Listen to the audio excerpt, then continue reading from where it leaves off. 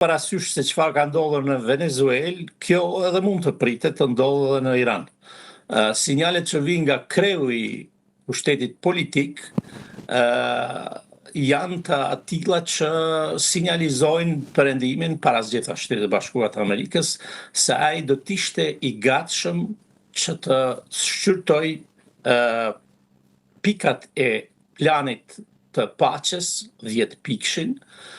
që i garantojnë mundësi të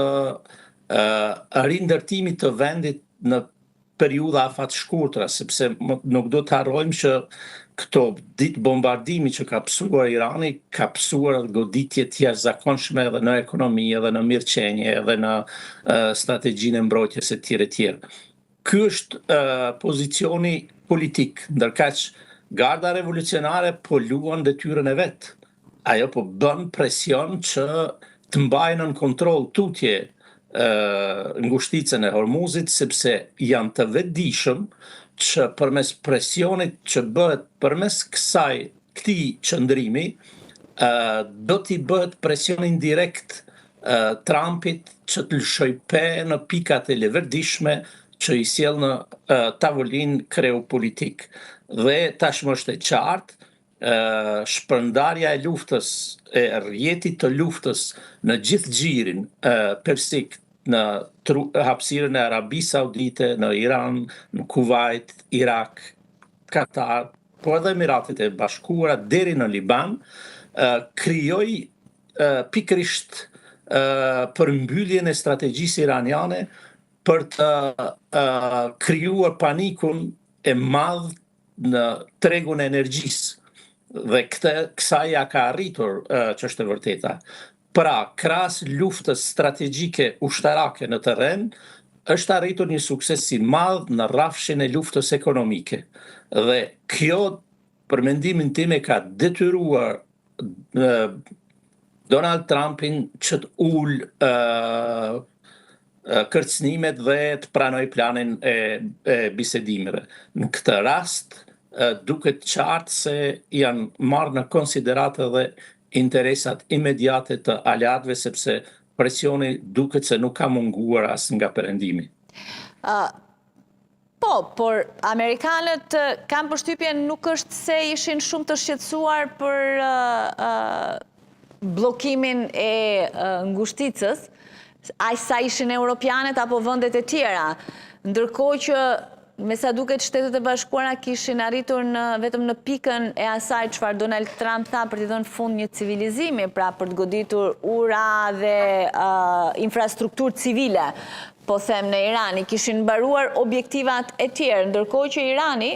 përveç Shteteve të Bashkuara dhe Izraelit,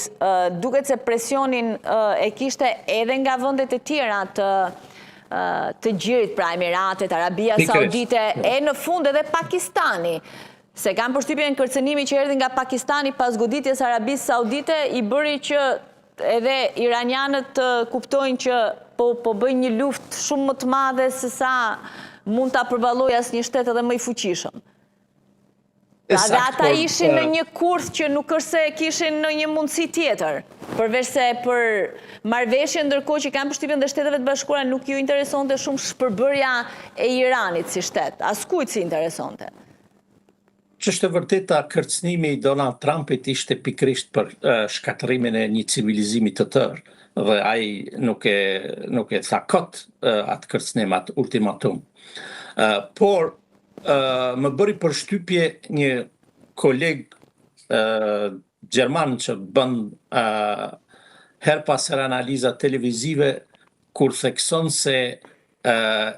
48 orë para se të vinte në tavolinë plani i paqes, 10 pikshi, nga ndërmjetësuesit pakistanez, dihej se do të arrihej një marrëveshje, ndërkaq kërcënimi i Donald Trumpit kishte efekt më shumë propagandistik se sa ishte real i mbështetur në mundësitë e një reagimi të tillë. Tashmë ditët në vijim do të mirën vesh edhe të dhëna tjera që flasin se megjithatë Irani nuk ishte një arë e lehtë për të thyer.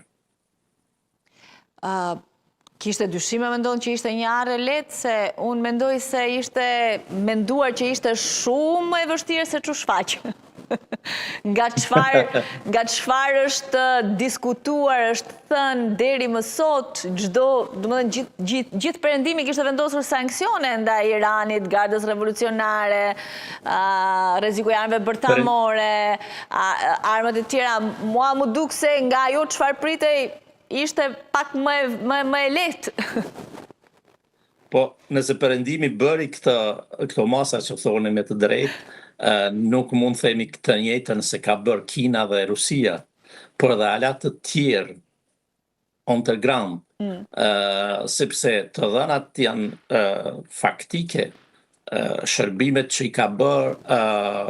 sidomos në fushën e tekniko-teknologjisë dhe informacionit, Rusia dhe Kina janë jashtëzakonisht të mëdha. Pra nuk kishim të bënim me një luftë vetëm Shtetet Bashkuara të Amerikës, Izrael kundër Iranit. Po prapa Iranit ishin edhe fuqi tjera që në një mënyrë ose në tjetër do të jenë fuqi që do të ndajnë zonat e interesit në rendin e ri që po hynë. Dhe këto fuqi me gjuhën e ekspertëve të gjeopolitikës me të drejtë po quhen perandori të reja.